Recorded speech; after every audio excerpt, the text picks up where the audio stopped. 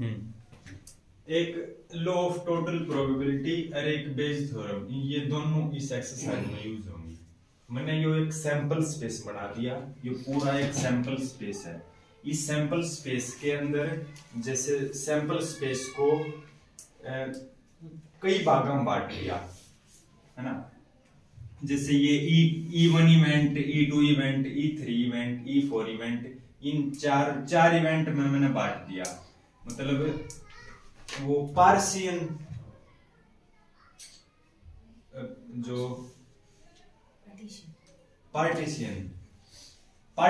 तो वैसे हो गया।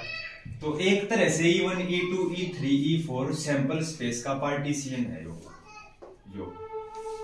ठीक है।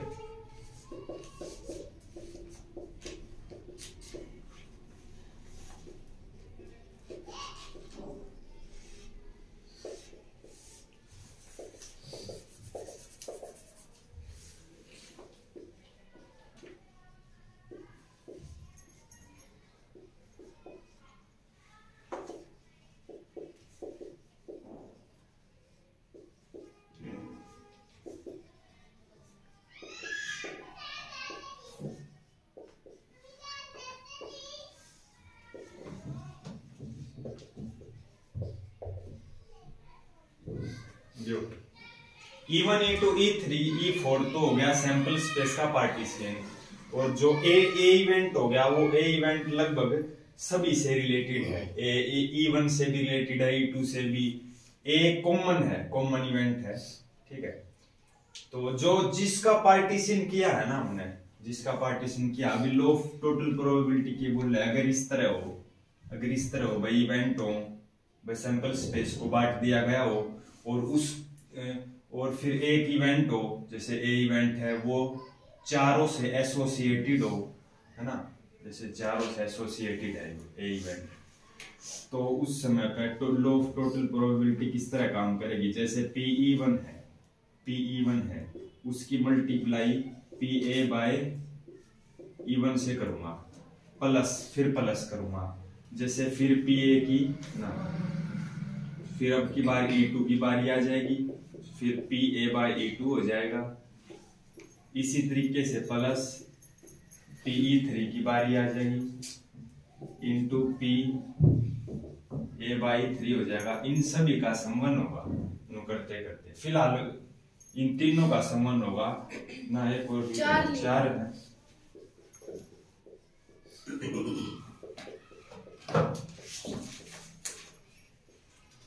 अब प्लस एंड सोन लगा दूं, वैसे समझाने के लिए law of total probability, plus and सोन लगा दूं। अब EN हो सका है, EN है भाई, E1, E2, E3, E4 आगे तक क्या पता कितने पार्टीशन कर दिए गए हो। इसी तरह से PE बाय EN, इन सब का सम 1 के बराबर आता है हमेशा। लॉ ऑफ टोटल प्रोबेबिलिटी इस तरह काम करता है। मतलब E1 की प्रोबेबिलिटी जिसका पार्टीशन किया था, और उसके विद रिस्पेक्ट में A की प्रोबेबिलिटी, जैसे A बाय E1 गिवन हो तो उसकी A की प्रोबेबिलिटी कंडीशनल है, कंडीशनल प्रोबेबिलिटी है इस तरह।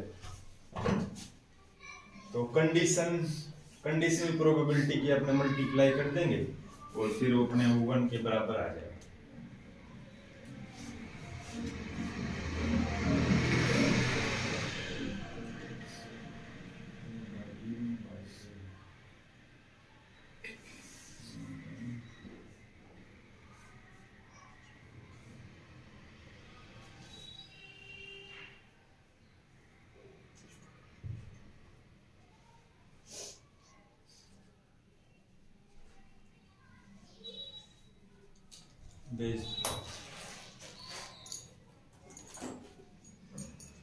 बेज थ्योरम समझाने।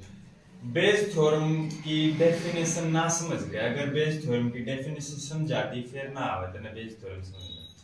अगर बेज थ्योरम का कोई एग्जांपल लेकर समझा दिया फिर तो आ जाएगी बेज थ्योरम समझ, ठीक है।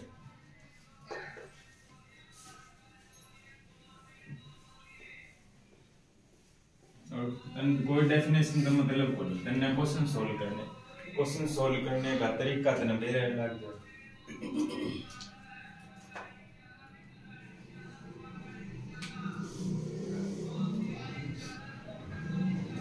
जैसे सैंपल स्पेस को पार्टीशन नहीं किया था, जैसे बैग है, जैसे है ना, एक बैग फर्स्ट है, एक बैग सेकंड है, एक फर्स्ट है, एक सेकंड है, ठीक है। उन दोनों के अंदर जैसे रेड और ब्लू बॉल है, रेड और ब्लू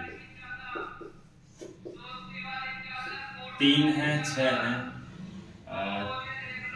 ये 4 5 है।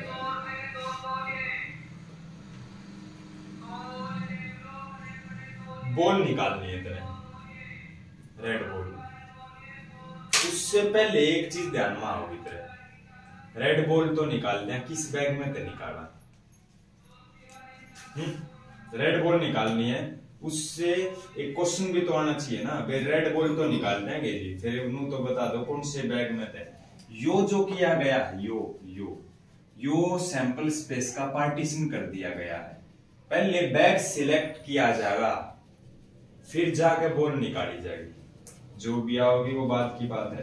पहले बैग को सिलेक्ट किया जाएगा, फिर उसकी प्रोबेबिलिटी आओगी जो भी हमने निकालना है। तो जो ये बैग को सिलेक्ट कराएंगे ना, पहले सिलेक्ट होगी चीज,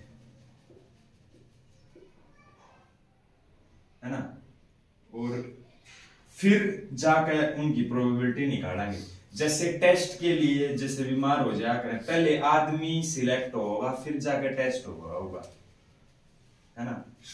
और भी है नो तो एग्जाम्पल है जो बहुत सारी है, उसमें अपने आप पता लग जाएगा। पहले कोई सिलेक्ट होगा, उसके बाद प्रोबेबिलिटी निकलेगी। तो पहले बैग सिलेक्ट होगा, ये बैग है 2, एक बैग के सिलेक्ट होने की संभावना 1/2 है, 1/2 है, 50-50 चांस है। तो इसकी प्रोबेबिलिटी निकालने के लिए जैसे अपने 3 बैग हो तो 1/3, 1/3, 1/3, इन दोनों का सम 1 के बराबर होगा। लो टोटल प्रोबेबिलिटी के हिसाब से इन दोनों का सम कितना आया? 1 आया। हो सके है कई क्वेश्चन में तुम्हें एक का पता लगे तो दूसरे का 1 माइनस करके निकाल लिए। एक आधे क्वेश्चन में होगा कि भाई तने एक का बेरा हुआ, दूसरे का ना पता होगा, 1 माइनस कर लियो। और फिर जाके इसी के एसोसिएट में भी लिखा था ना मैंने, एसोसिएट, ये मैं कहूं रेड बॉल आई पहले बैग में था, PR/E1 मान ले इसने E2। मैं कहूं रेड बॉल आए, सिर्फ R थोड़ी ना लिख सको तुम। R फर्स्ट बैग में से आए तो मतलब फर्स्ट बैग गिवन है और रेड बॉल आए, उसकी संभावना नू करना तुमने, है ना। तो अभी बेस थ्योरम कैसे लगेगी वो मैं तने एग्जांपल बताऊं। इसके साथ मल्टीप्लाई में P1 नहीं हाँ होगा। हाँ, ये लिखूंगा सारा बेस थ्योरम, ये मैं सारा बेस थ्योरम लिखूंगा।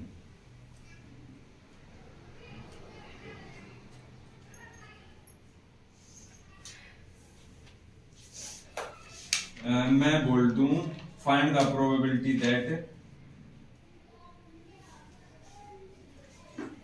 Ball is red, ball red आनी चाहिए या रेड आ गई, बॉल रेड आ गई और वो फ्रॉम फर्स्ट बैग में से आई।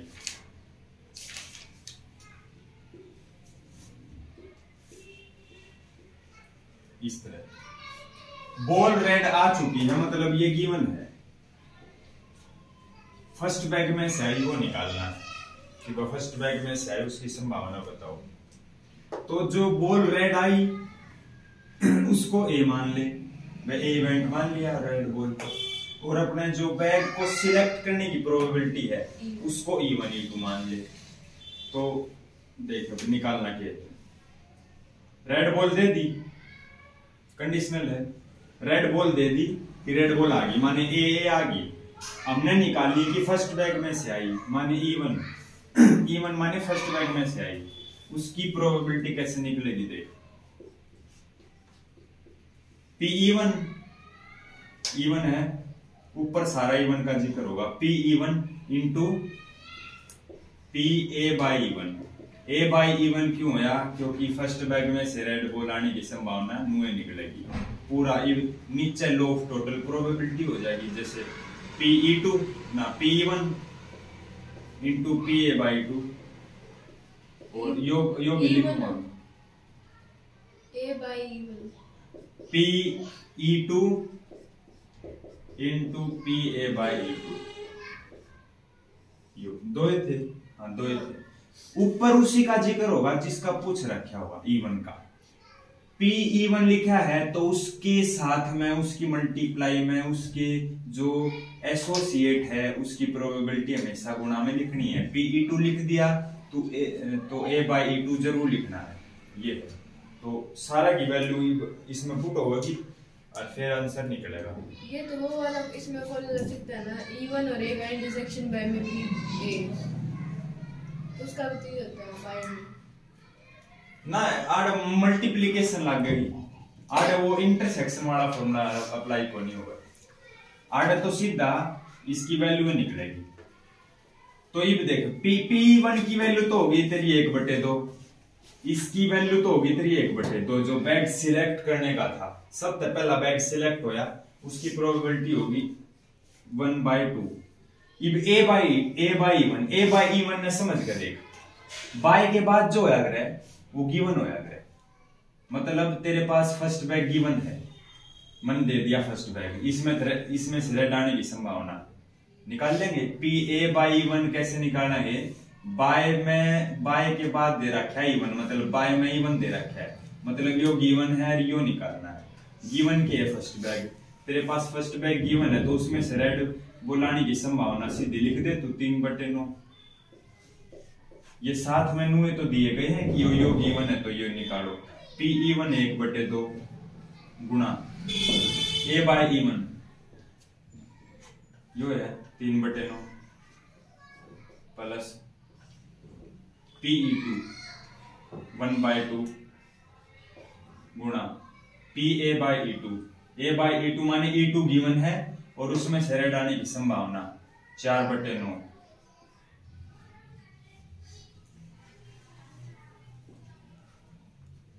सोल्व कर लो, आ जाए 3/18 दो पर होगा, 3/9 दूनी 18 नीचे प्लस 4/18।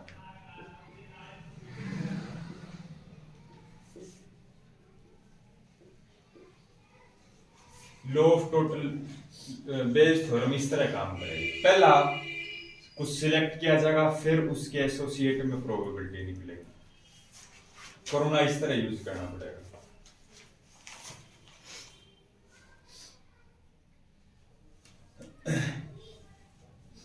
पेपर करते हैं 28 तारीख, आखिरी मैथ का ही है,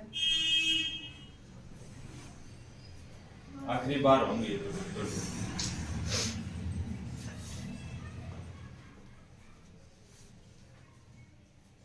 जारी कर लियो कुल।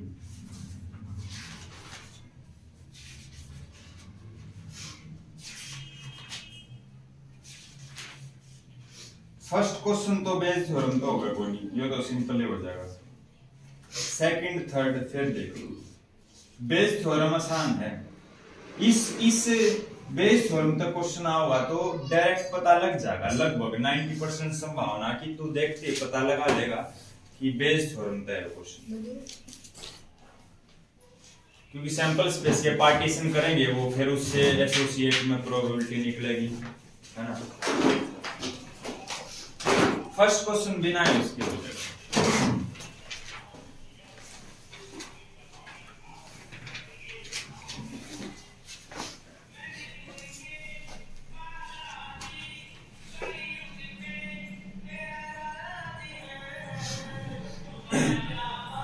An urn contains 5 red, 5 black.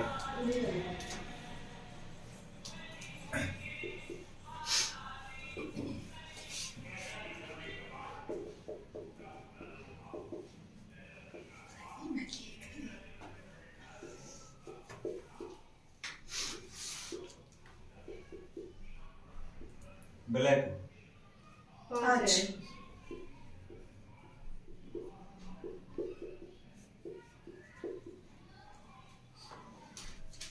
2 ball निकाल ली गई। 5 है, 5 तो है। A ball is drawn at random. Its color is noted and is returned to the urn. मतलब एक बॉल निकाली गई, उसका कलर नोट कर लिया गया, कौन सी आई, और वापस रख दी। Moreover, 2 additional balls of the color drawn are put in the urn and then a ball is drawn at random. ये कह रहे हैं जो बॉल, मान के चले एक बॉल निकाल ली तने, 10 बॉल थी, ये 10 बॉल है, कोई एक बॉल निकाल ली और वो मान के चल ब्लैक बॉल आई, उस ब्लैक बॉल को तो वापस रख दिया तने, 2 और डाल दी उसमें उससे कलर की, जिस कलर की निकली थी, मान के चल ब्लैक बॉल निकली तो 2 ब्लैक और डाल दी उसमें, या रेड बॉल निकली तो 2 रेड उसमें डाल दी, नू है डाल के 2 फिर निकाला है।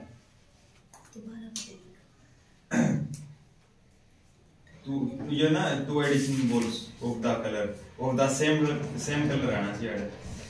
Then a ball is drawn at random. What is the probability that the second ball is red? Second ball red I. Second ball तो तने red लेकर आनी पड़ेगी। First ball तो कुछ भी आ सके है, तने second ball red लेकर आनी।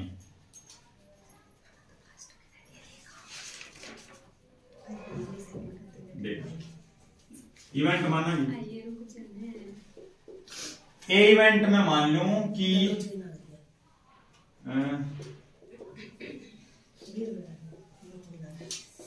फर्स्ट बॉल इज रेड, मान लिया ए इवेंट।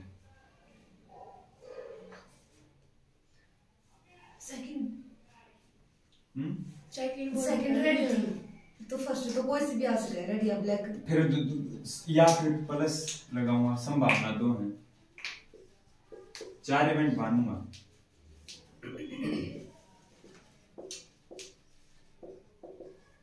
सेकंड बॉल तो रेड ही लिखूंगा मैंने, सी इवेंट मैंने मान लिया। एक तो यो केस हो सके है, एक यो केस हो सके है, एक केस यो वाला हो सके है सी कि भाई फर्स्ट ब्लैक आ जाए, क्या पता। हाँ, सेकंड को तो मैं रेड लेकर आऊंगा, सेकंड तो मैंने रेड चाहिए, इसने खुद बोला है कि बस सेकंड तो देख रेड आनी चाहिए। फर्स्ट बारी में चाहे तेरी कोई सी निकले, ब्लैक निकलो या रेड निकलो, तो इनकी प्रोबेबिलिटी आपस में इनकी गुना कर देंगे, इनकी गुना कर देंगे। यहाँ के लिखेगा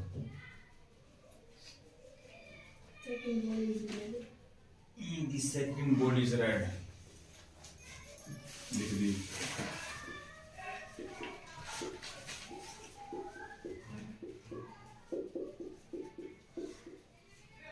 फर्स्ट बॉल रेड आई, फर्स्ट बॉल रेड आई, सीधा 5/10 का हिसाब होगा तो अच्छा,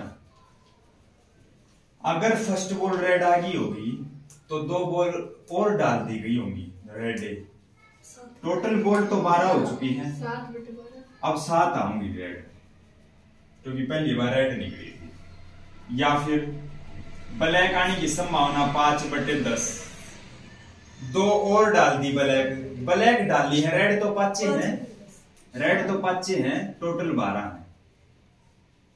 7/नहीं होगा, यो 7 क्यों होगा? 2 बॉल डाली गई है, वह ब्लैक डाली गई है, रेड तो 5 हैं, रेड आड़े बढ़ गई थी, रेड वहां ना बढ़े, वहां तो ब्लैक निकली है ना बॉल फर्स्ट बारी में ब्लैक निकली है, तो मैंने डाली भी ब्लैक के है उसमें, रेड थोड़ी ना बढ़ी, रेड तो 5 है उसमें। हाँ, टोटल तो बढ़ गई, टोटल बढ़ गई, रेड ना बढ़ी। 7 पंजे 35,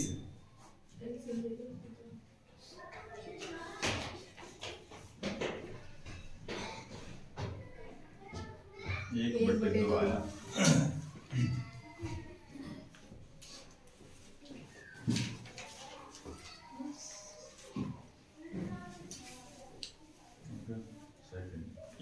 ईब आऊंगी, बेस थ्योरम की आऊंगी, कुछ गदागद होंगी भी।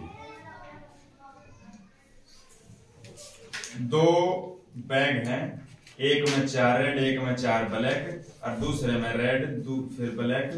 One of the bag is selected, पहले बैग सिलेक्ट कराएंगे, E1 E2 मानेंगे अभी इनको, फिर बॉल निकाली जाएगी और वो found to be red, red आ गई माने गिवन है, वो रेड बॉल आ गई और किस बैग में से आई, फर्स्ट बैग में से आई, फर्स्ट बैग माने इवन और रेड माने ए, इवन बाय ए निकालना है, निकाल देंगे। ऊपर तो पी इवन वाला हो जाएगा, नीचे सबका सम।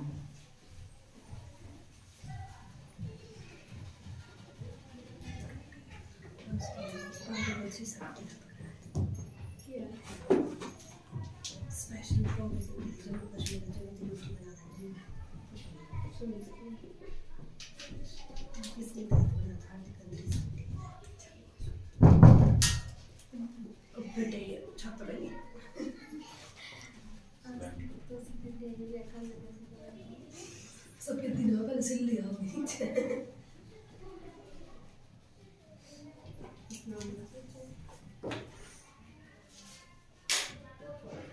चलो 4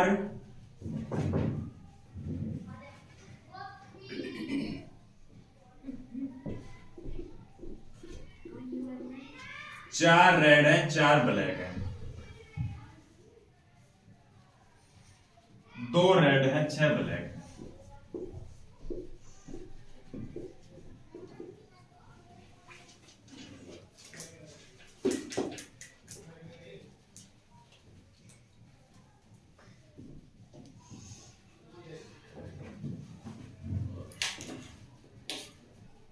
ए इवेंट तो मैं सीधा मानू हूं, E1 E2 E3 वो मानने हैं जो सिलेक्शन है, जो पार्टीशन है, और यू वो है जो एसोसिएटिव है।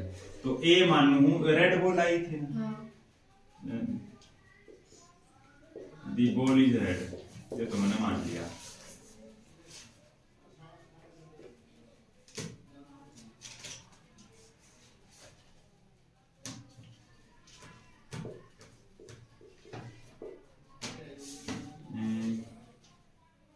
E1 को मान लिया, E1 फर्स्ट बैग को सिलेक्ट,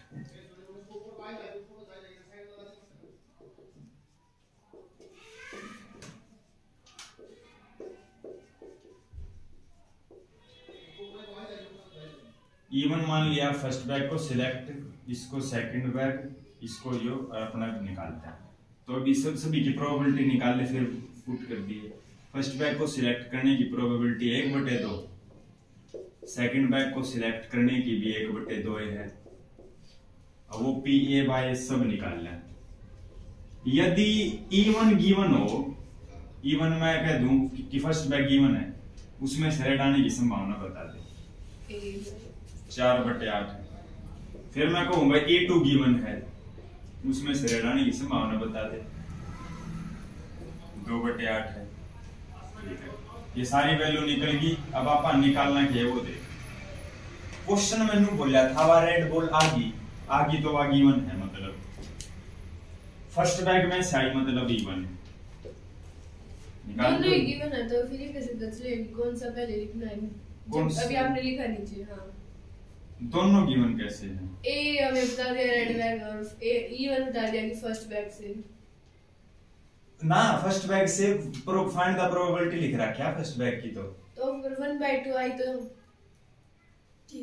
E1 P1 है। बैग को सिलेक्ट करना है बस, ये तो यो सिर्फ बैग को सिलेक्ट करना है। 1/2 तो यो E1 उसने खुद बोल तो दिया कि जो रेड बॉल आएगा फर्स्ट बैग में से आए, ये निकालो, तो मैंने फर्स्ट पुट कर दिया। सेकंड में से आए तो E2 पुट कर देता। तो PE1 into PA bye E1 और बाय में सब PE1 into PA bye E1 और प्लस में PE2 into PA bye E2, बस 2 थे, वैल्यू पुट कर दे। PE1 की वैल्यू है 1/2 और A बाय E1 की वैल्यू है 4/8 है। 1/2 गुणा 4/8 है। ये मैं बताऊंगा तने के तरीका है। कभी भी न काटी है ना, या 4 दूनी कटे है, एक आधा ना भी कटे है, फिर एलसीएम में दिक्कत होगी।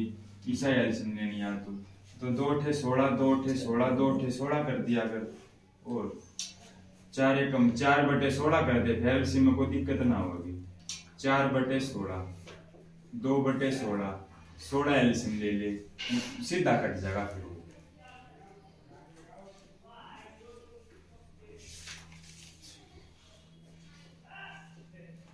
2 तक कटेगा तो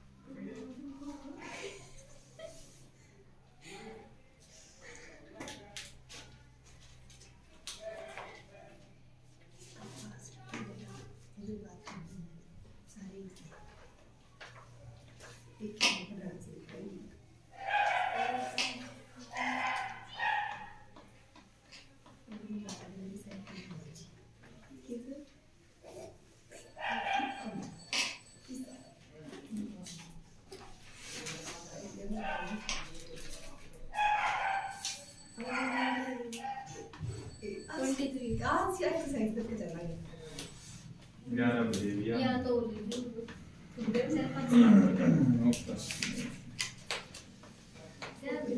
of the students in a college,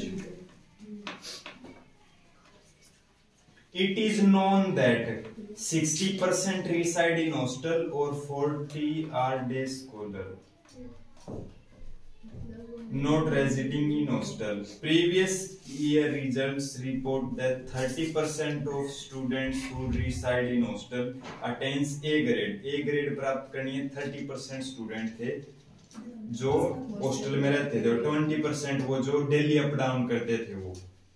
तो A grade in the annual examination at the end of year one student एक चूज कर लिया और उसकी A grade है, एक स्टूडेंट चूज कर लिया उसकी ए ग्रेड है। जैसे रेड बॉल आई थी ना, रेड बॉल आ गई और फर्स्ट बैग में से ये निकालना है, तो ए ग्रेड वाला स्टूडेंट चूज हो चुका है, वो गिवन है। और वो 2 कंडीशन है, या तो वो डेली अप डाउन करने वाला मिलेगा या हॉस्टल वाला मिलेगा। निकालना क्या है कि वो हॉस्टलर है, H/A हॉस्टलर, और एक्स जो स्कॉलर है उसको S मान लूं मैं, ठीक है।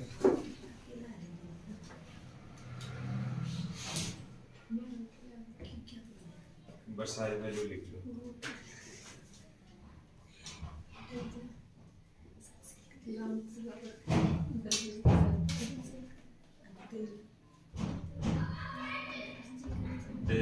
ये 60% है, तो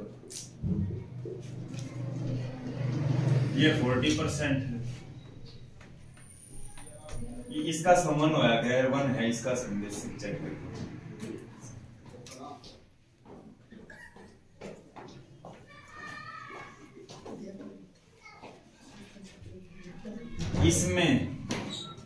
इसमें ए ग्रेड वाले और इसमें ए ग्रेड वाले 30% है, इसमें 30/100, इसमें है 20/100। ये प्रोबेबिलिटी दी हुई है, सीधी संभावना है।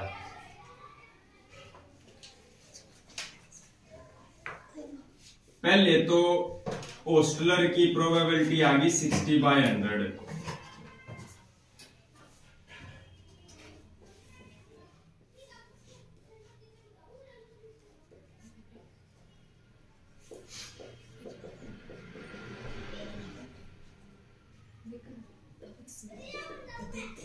और S the student is scholar, और A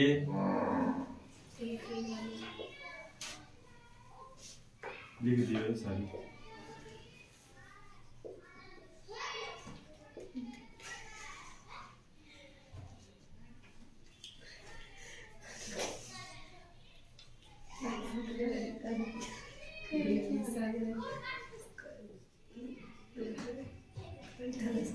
दिस डे स्कॉलर वाले हैं। ठीक है। डे स्कॉलर ये सो क्या लिखेगी डे स्कॉलर। तो इब सबकी प्रोबेबिलिटी ये है, निकालना क्या है, गिवन है डेस, वो ए ग्रेड आ गई थी गिवन, और ऑस्ट्रेलर की निकालने की, ऑस्ट्रेलर है। तो पी एच इंटू में P A by E H और बाय में टोटल है।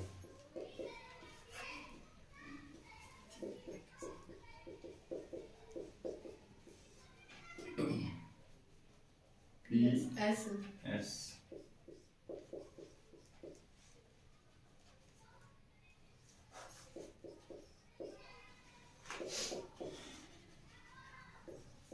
60/100 A by EH। इसमें यहाँ पर एस क्यों आया? स्कॉलर डे स्कॉलर थे। यस जो E2 है, जैसे E1 E2 नहीं आया करता, यो E2 है यो वाला।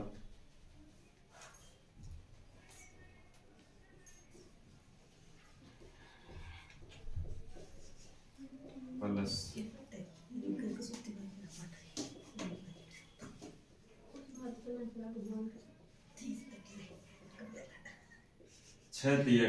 1800 एल्शियम लेकर कट गया, और वो 1800 और 4 दिए 1200।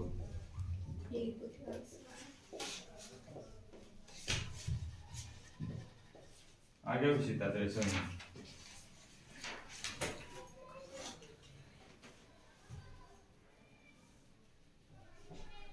प्रीति नहीं 4 दूनी 8 हैगा, 12 से लिखा जाए 4 दूनी 8 होगा।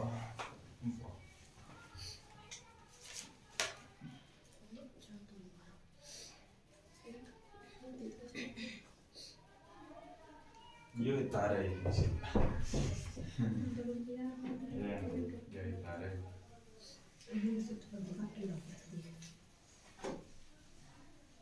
In answering a question on a multiple choice test,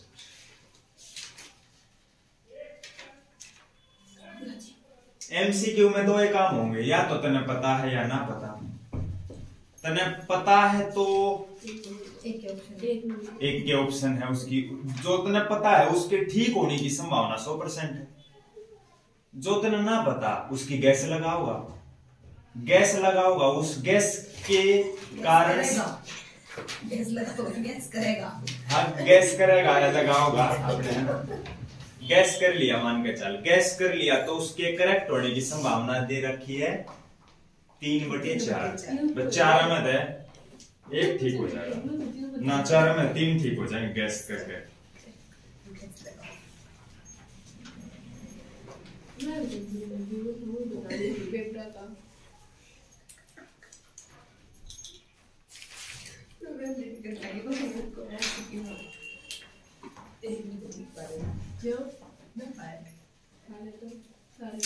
दसवीं के 3 पेपर हो लिए रिवीजन पेपर,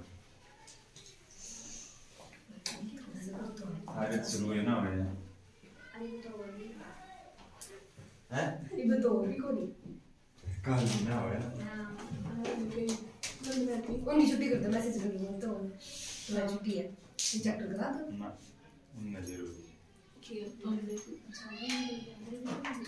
करो है वो देखियो हर तो ऊपर और नंबर इंटीग्रेशन टेस्ट तो थारा का सेम में होगा रिवीजन पेपर का, सेम में होगा तो से में करा इंटीग्रेशन का होंगे एक ना उनका अलग रिवीजन पेपर, मतलब दीपक स्टूडेंट जो भी है टाइमिंग तो दिक्कत है उनने थारे दिक्कत को नहीं। अगर उन स्टूडेंट का करा तो मैंने बताइए कि मैं भी सीबीएसई तो मैंने स्टूडेंट का करना सीखी। तो मैं सीबीएसई है, वे सारे अरे मैं सीबीएसई है सारे, तो वे सारे दीपक करेंगे। हां तो फिर फिर स्टूडेंट स्टूडेंट का सीबीएसई वाले कराएगा ना पहली बार।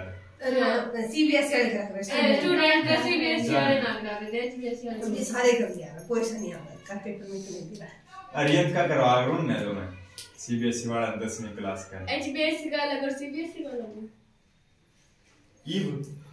हाँ हाँ 10वीं क्लास में 2 है ना, उनकी इंटीग्रेशन होने के बाद रिवीजन पेपर उनकी इंटीग्रेशन खत्म होने के बाद उनका रिवीजन पेपर चालू होगा, थारे साथ ना होगा, क्यों? थारे साथ ना होगा उनका, उनका अलग होगा, थारा अलग होगा, क्योंकि मैं दो उसमें शामिल है, तो नितेश और गौरव। देख ये दो काम होंगे, या तो जैसे कोई क्वेश्चन है, या तो नो या गैस।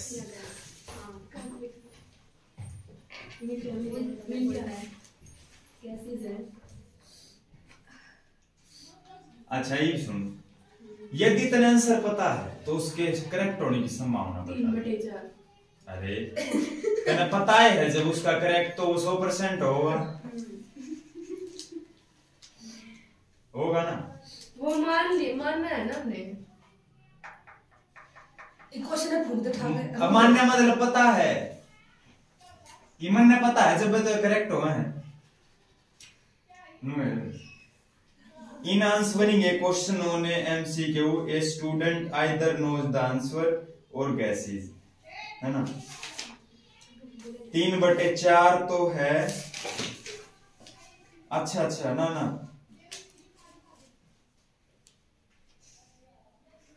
वो तो स्टूडेंट, वो आंसर ठीक होने की संभावना तो आगा होगा, वो वन तो आगा होगा। फिलहाल तो इनके अलग अलग दे रखी है, या वाह कहती होगी। हाँ वो या तो स्टूडेंट को पता है या नहीं पता। कितनों को पता है? 3/4 को पता, मतलब 4 स्टूडेंट है, मतलब 3 ने पता है आंसर का। स्टूडेंट एक जो ही बात हो रही है, एक ही तो है, सभी को तो नहीं ना। हाँ एक स्टूडेंट ने या तो पता होगा, उसकी संभावना 3/4 है, ना पता होगा उसकी संभावना 1/4 है, उसकी पता होने की 3/4 है। वो भी मन में तो माइनस कर सका था, तो E1 E2 मान लेंगे या के मान लेंगे, के जी मान लेंगे, के जी तो आसान हो जाएगा। अब सुन, करेक्ट की बात आ गई। अब करेक्ट आंसर करेक्ट होने की बात आ गई। करेक्ट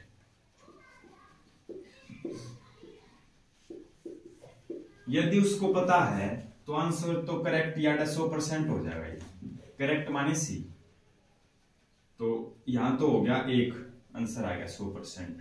यदि वो गैस लगाएगा तो करेक्ट होने की संभावना दे रखी होगी। भैया एक तो ये तो हमें निकालनी है। क्या? ये देखो लिख रखा है, what is the probability the student knows the answer given that he answered it correctly. वही तो निकालने है। गिवन भी तो है, ये गिवन तो है। क्या एक मिनट निकालना क्या है? करेक्टली आंसर दे क्या रखा है? गिवन के बाद करेक्टली दे रखा है सी, और उसको पता है ना। हाँ स्टूडेंट नोज द आंसर माने के माने नोज, यो निकालना है। इसकी प्रोबेबिलिटी कहाँ है तेरे पास बता? 1 है। 1 मेरा क्या है? 1 किसकी है? नो की। नो की माने के गिवन और करेक्ट हो जाए उसकी है ये तो 1 तो। या 1/4 किसकी है? गैस गिवन हो और करेक्ट होने की संभावना है। और ये आपने पी के हैं और पीजी, वो तो 4 भाई यूज करके लगाओगे बेस्ट होगा। डायरेक्ट पता हो फिर तो क्वेश्चन ही ना हो। P K into P C by K, P K into P C by K plus P G into P C by G. Value put करो।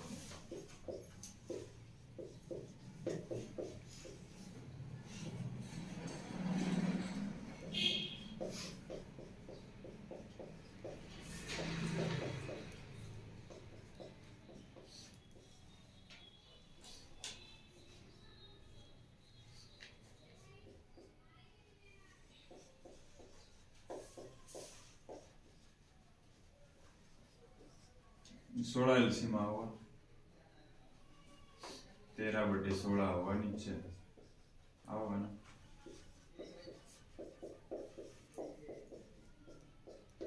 12/13 है।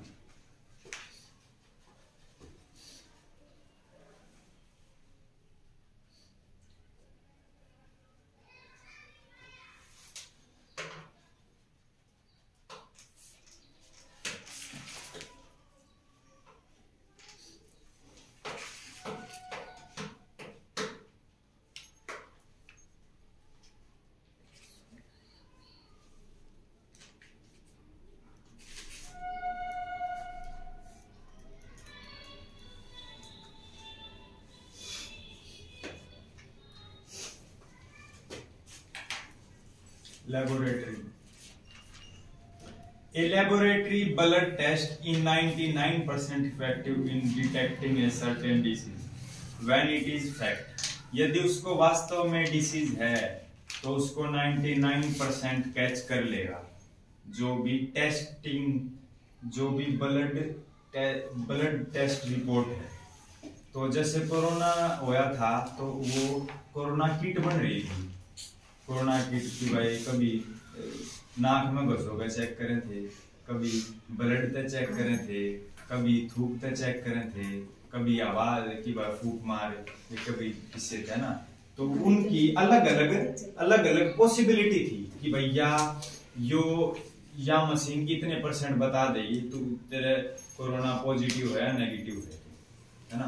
कई तो फेक भी, कई तो मन माने पेशेंट पेशेंट ना हो कोरोना का, मन माने कोई मशीन बता दे कि पॉजिटिव है तू तो नू है।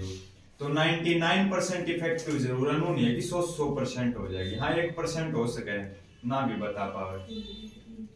चलो प्रेजेंट, उसको प्रेजेंट है तो however the test also is a false positive result. false positive result की संभावना 0.5% of healthy person। Healthy person अगर चेक करवाने जाओगा तो उसको फॉल्स पॉजिटिव माने गलत बता देंगे। वैसे पॉजिटिव बताओगे, हेल्दी पर्सन गया और पॉजिटिव बता दिया तो गलत बताया मशीन ने, उसकी संभावना 0.5%। ठीक है। और ब्रैकेट में आपको समझा रखा है that is if a healthy person is tested then with the probability of % का नीचे 100 लगा के 0.005 बना रखा है ना। the test will imply है he has disease। हेल्दी था उसको डिसीज बता देगी, उसकी संभावना बहुत ही कम है 0.5%। if 0.1% of population actually has the disease। पहले टेस्ट को नहीं हुआ है, पहले आदमी जाओगा, पहले पॉपुलेशन को सिलेक्ट किया जाएगा फिर जाकर टेस्ट होगा। जो ये पहले दिए गए ना ये 99% है 0.5% है, ये नीचे होंगे जो ये नीचे आई थी ये करेक्ट वाले, और ऊपर जो होंगे जिनका सम 1 होया करे वो आओगे ये पॉपुलेशन वाला।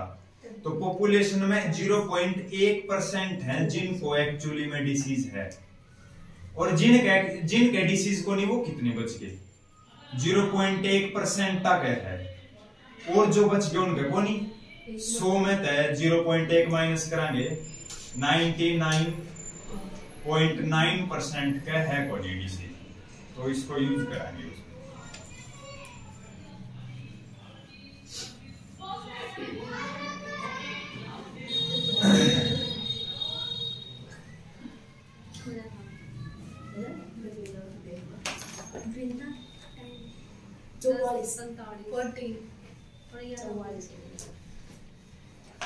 ये हो गया टाइम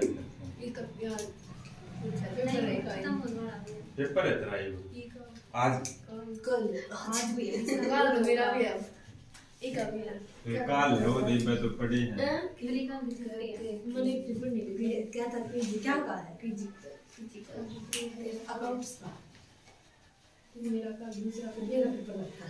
मेरा तो छुट्टी है। अकाउंट में बैलेंस शीट बनानी आती होगी। अरे क्या ऐड करना होता है ना पूरा। एक मैच बनने की मोहब्बत मैं कलर भेजियो और सीए में क्यों आकर है? सीए में कंपनी की बैलेंस शीट है वो आकर है। सीए जो सीए की तैयारी करेगा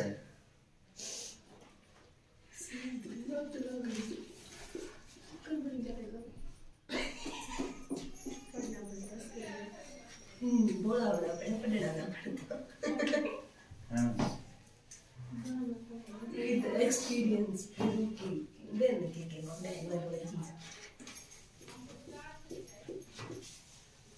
0.1% का है एक्चुअली में डिसीज, और इसमें वन में माइनस करेंगे इसको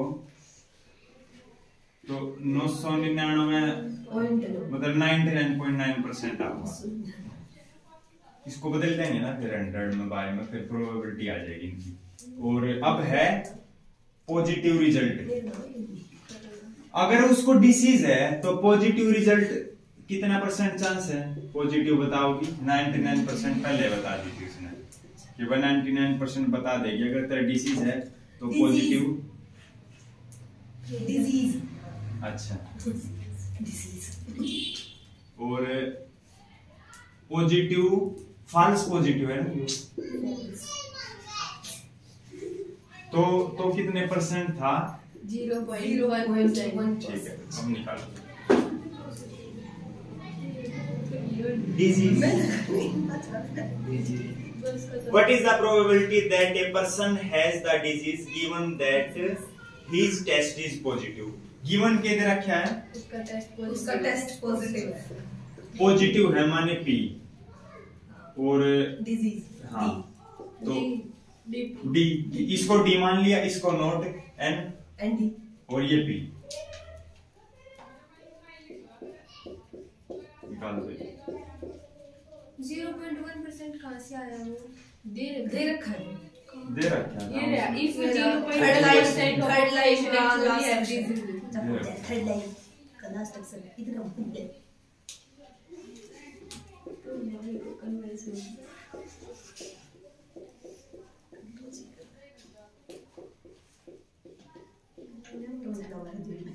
क्या? मैं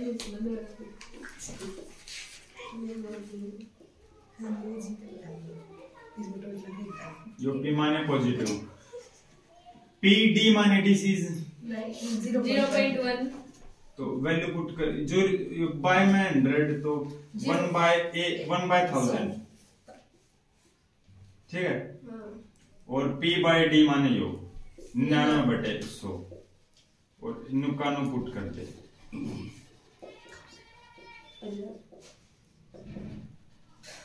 पी एन 1000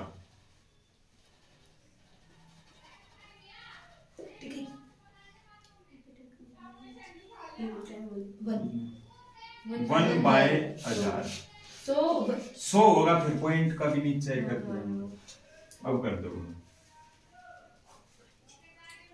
इसकी और इसकी गुणा करोगे 1,00,000।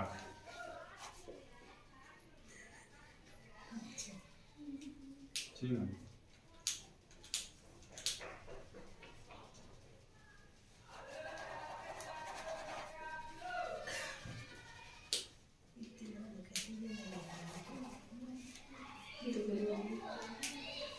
यो हो गया 10 लाख। एक काम कर ले, 0 तक कर दे ऊपर नीचे, एल से में को दिक्कत ना होगी। सेम आ जाएगा। नुए करा कर जब कॉम्पिटिटिव एग्जाम में नू ना गुणा करती है अंडे फिर ना हो तेरा टेस्ट के लिए एक नो ला दिया आपने ये जीरो कितना लगा मन ने तो 10 लाख कराया है। 0 लगा तो 0 कट के वो हो जाएगा। 10 तय गुणा भाग कराएंगे तो भी होया होगा। 10 तय गुणा भाग कर दी क्योंकि नीचे सेम हो जाएगा, डिनोमिनेटर सेम करा करा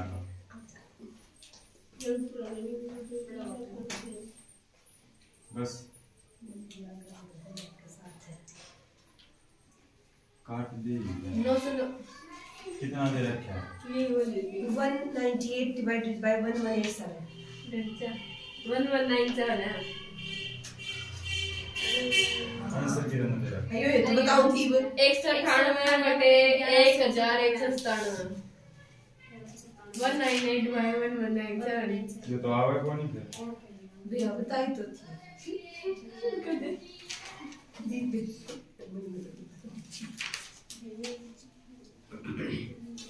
400 मीटर 15/40 कौन ही आए तो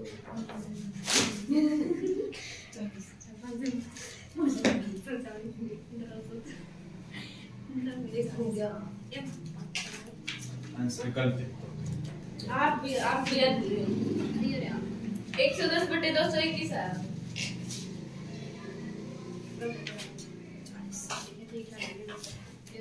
यही है 110/221 और दूसरी हाँ भैया ठीक है आपका ये इसमें काट योर भी घटेगा हाँ और के कट काट कर दिया 221 आ जाएगा यो ठीक आपका यो कट के 110/121 आता 221 अब 3 छिके 18 3 छड़े ये रे हमने काट दिया 3 दिन है बस हाँ भैया खुदा हमने तो देखा है बस ये रे क्वेश्चन है फिर मैं आंसर 198/11 गलत है गलती होगी गलत आंसर एनसीईआरटी टेक्स्ट बुक में फ्यूचर है इसमें चेक करिएगा पुरानी है कितनी है ये 198 by 119 जो है चलो ठीक है अब मेरा ठीक है मेरा जीवन मेरा ठीक है 48 45 48 हो रहे हैं 45 कई दिन 48 है हां 95 52 किसकी घड़ी पे मिला हुआ है इतने में मैं भैया के 2 मिनट आ गए मतलब और किसी घड़ी पे मिला नहीं देगा और किसी के मिला हुआ है ये भी इतने कर लो अपने फोन में मिला है काल होंगे पूरे ओ लिया ना भैया 5 बस क्या हुआ भैया 6 7 अरे फिर तो काल तो 3 3 8 9 क्वेश्चन 4 दिन देर में 5 भैया काल 9 3 दिन में